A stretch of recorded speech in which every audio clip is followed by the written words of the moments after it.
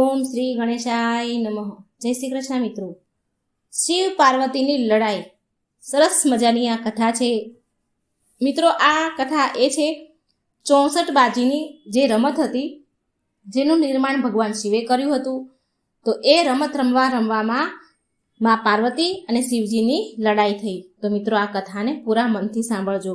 ભગવાનની કથાઓ વાર્તાઓ સાંભળવાથી મન શુદ્ધ થાય છે અને આપણા મનની મનોકામના પૂરી થાય છે અને પાપ પણ બળીને નષ્ટ પામે છે. તો આ કથા સાંભળજો, બીજાને સંભળાવજો, વિડીયો લાઈક કરજો, શેર કરજો અને મારી ચેનલને સબસ્ક્રાઈબ મિત્રો જરૂર કરજો. ઓમ નમઃ શિવાય. એકવાર મહાદેવ માં પાર્વતીને કહે છે કે આજે એમણે નવી રમતનું નિર્માણ કર્યું છે, તો રમત રમીએ. શિવજીના અનુરોધથી માં પાર્વતી તેમની સાથે 64ની રમત રમવા માટે તૈયાર થઈ ગયા. કેમ કે 64નું નિર્માણ મહાદેવે કર્યું હતું, માટે શિવજીએ રમતમાં વારંવાર જીત્યા કરે. બધી જ બાજી ભગવાન શિવ જીતે અને માં પાર્વતી હારે. તો માં પાર્વતી બોલ્યા કે સ્વામી, આ રમતનું નિર્માણ તો તમે કર્યું છે, માટે તમે જ બધી બાજી જીતી રહ્યા છો. પરંતુ રમતના અમુક નિયમો પણ હોય છે, તો તમે આ રમતના નિયમ બનાવો, પછી તમે જુઓ, હું તમને એક પણ વાર જીતવા નહીં દઉં. તો શિવજી બોલ્યા, ઠીક છે દેવી પાર્વતી, હું આ 64ના રમતના નિયમ બનાવું છું. હું તમને આ રમતના નિયમો કહું છું કે એક એક કરીને બધું જ આ રમતમાં દાવ પર લગાવવું પડશે, દાવ પર મૂકવું પડશે અને જે પણ હારશે એને એની બધી જ વસ્તુઓ હારવી પડશે. તો ચાલો હવે જોઈએ કે આજની આ બાજી કોણ જીતે છે. મહાદેવ અને માં પાર્વતીએ મહાદેવ 64ના નિયમ બનાવ્યા અને ફરીથી એકવાર 64ની રમત શરૂ કરી. હવે તો આ વખતે માતા પાર્વતી જીતવા લાગ્યા અને થોડી જ વારમાં ભગવાન ભોળાનાથ એનું બધું જ હારી ગયા. એટલે પાર્વતીજી બોલ્યા, જોયું ને સ્વામી, મેં તમને હરાવી દીધા ને. શંકર ભગવાન બોલ્યા, હા પાર્વતી, હવે તો હું બધું જ હારી ગયો છું, એટલે હવે હું કૈલાસ પર્વત પર રહેવાનો નથી. મારો કોઈ અધિકાર નથી કૈલાસ પર્વત પર રહેવાનો, કારણ કે હું કૈલાસ પણ હારી ગયો છું. માટે હવે રમતના નિયમ અનુસાર હું અહીંથી જઈ રહ્યો છું. તો પાર્વતીજી બોલ્યા કે સ્વામી, આ તો એક રમત હતી, તમે આ રમતને આટલી બધી ઊંડાણથી મનમાં કેમ લો છો? તમે આમ મને છોડીને થોડા જશો? મહાદેવ બોલ્યા, પાર્વતી, તમે જ મને રમતના નિયમ બનાવવાનું કહ્યું હતું ને, અને નિયમ અનુસાર હારવાવાળાને તો બધું છોડીને જવું જ પડે છે, માટે હું અહીંથી જઈ રહ્યો છું. ભગવાન શિવ તો આટલું કહીને ચાલતા થયા. પાર્વતીજી તો બોલતા જ રહ્યા, સાંભળો સ્વામી, સાંભળો સ્વામી.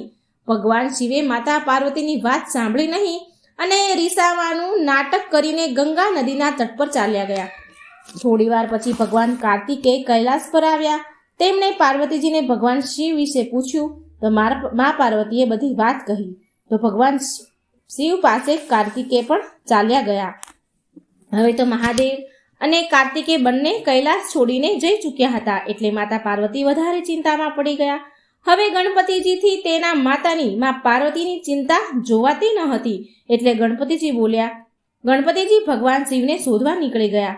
ભગવાન શિવ ગણપતિજીને હરિદ્વારમાં કાર્તિકેય સાથે ભ્રમણ કરતા દેખાયા. ભગવાન વિષ્ણુ પણ તેમની સાથે જ હતા. શિવજીને જોઈ ગણપતિજી બોલ્યા, પિતાજી, માતા તમારા વિના બહુ દુઃખી છે, એ તમને બહુ યાદ કરી રહ્યા છે. માતાએ તમને મારી સાથે કૈલાસ આવવા માટે કહ્યું છે, આગ્રહ કર્યો છે, કૃપા કરી તમે મારી સાથે ચાલો. તો શિવજી બોલ્યા, હે પુત્ર, જો તમારી માતા ફરી મારી સાથે એકવાર 64ની રમત રમશે, તો હું તમારી સાથે ફરી કૈલાસ પર આવી શકું છું. અને આ જ નિયમ છે. હું મારું બધું જ રમતમાં હારી ગયો છું, અને એ પાછું મેળવવા માટે ફરીથી એકવાર 64ની રમત તો રમવી જ પડશે ને પુત્ર. ગણપતિજી બોલ્યા, ઠીક છે પિતાજી, હું તમારો આ સંદેશ માતાશ્રીને કહી દઉં છું.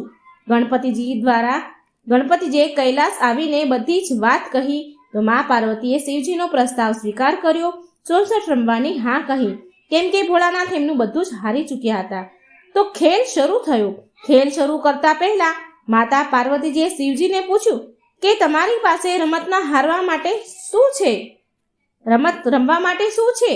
તો નારદજીએ ત્યાં જ ઊભા હતા. તો નારદજીએ તેમની વીણા રમતમાં રમવા માટે શિવજીને સોંપી દીધી. અને આ રમતમાં ભગવાન વિષ્ણુ ભોળાનાથની ઈચ્છાથી 64ના રમવાના પાસાનું રૂપ લઈ લે છે. ભગવાન વિષ્ણુ 64ના પાસા બની ગયા. પણ આ વાતની જાણ માતા પાર્વતીને હતી નહીં. આ વિશે કંઈ જ ખબર નહીં મા પાર્વતીને. હવે રમતમાં ભોળાનાથ બધી જ બાજી જીતવા લાગ્યા, પણ ગણપતિજી, મહાદેવ અને ભગવાન વિષ્ણુની ચાલ સમજી ગયા હતા. બધી જ ચાલ જાણી ગયા હતા વિષ્ણુજી અને ભગવાન શિવની. અને આ બધી ચાલ વિશે ભગવાન વિષ્ણુ અને ગણપતિજી શિવજીની ચાલ વિશે ગણપતિજીએ પાર્વતીજીને બધું જ કહી દીધું. તો આ જાણીને તો મા પાર્વતી ભયંકર ક્રોધે ભરાયા. ગણપતિજી બોલ્યા, માતા, તમારી સાથે છળ થયો છે. આ 64ની રમતમાં શ્રી વિષ્ણુ પાસાના રૂપમાં પ્રગટ્યા છે, માટે ભોળાનાથ પિતાજી 64ની બધી જ બાજી જીતી રહ્યા છે. પિતાજી મહાદેવ જેવું ઈચ્છે છે તેવી જ ચાલ શ્રી હરિ ચાલી રહ્યા છે. તો પાર્વતીજી બોલ્યા, શું આટલો મોટો છલ કર્યો તમે સ્વામી? સ્વામી, તમે તો જાણો છો કે રમતમાં છળ કરવો એ કેટલો મોટો મહાપાપ છે. હે મહાદેવ, તમે આવું કેમ કર્યું? શું તમને આ શોભા આપે છે? ત્યારે ભગવાન વિષ્ણુ એમના રૂપમાં પ્રગટ થયા, પાસામાંથી પાછા પ્રગટ થઈ ગયા, અસલ સ્વરૂપમાં આવ્યા અને બોલ્યા, ક્ષમા કરજો દેવી પાર્વતી, મને એવું લાગે છે કે અમારાથી જરૂર ભૂલ થઈ ગઈ છે. તો ભોળાનાથ પણ બોલ્યા કે દેવી પાર્વતી, મારી આ ભૂલથી જરૂર તમને દુઃખ પહોંચ્યું છે, એના માટે હું પણ ક્ષમા માંગુ છું. હું તો માત્ર આ રમત દ્વારા હસી મજાક કરી રહ્યો હતો, પણ વાત આટલી આગળ વધી જશે એનો મને આભાસ ન હતો દેવી. મને શ્રી હરિ, વિષ્ણુ અને નારદજી માત્ર મારા કહેવા પ્રમાણે જ કાર્ય કરી રહ્યા હતા. આમાં એની કોઈ જ ભૂલ નથી. એટલે મા પાર્વતી શાંત થયા અને બોલ્યા કે ક્ષમા માંગવાની સ્વામી મહાદેવ તમારે કોઈ જરૂર નથી. કદાચ મેં જ આ રમતમાં નિયમો વધારે જ કંઈક કડક બનાવી લીધા. તમને પણ આના લીધે બહુ તકલીફ ઉઠાવવી પડી. હું પણ તમારી પાસે ક્ષમા માંગુ છું. મારા લીધે તમને પણ બહુ કષ્ટ ઉપાડવું પડ્યું. અને આવી જ રીતે મા પાર્વતી અને ભગવાન ભોળાનાથ ફરીથી બંને વચ્ચે સમાધાન થઈ ગયું. તો મિત્રો, આ સરસ મજાનો પ્રસંગ ભગવાન શિવ પાર્વતીનો સારો લાગે તો વિડીયો લાઇક કરજો ને શેર કરજો. કોમેન્ટ બોક્સમાં ભગવાનનું નામ જરૂર લખજો. ધન્યવાદ. જય શ્રી કૃષ્ણ. રાધે રાધે. Thank you.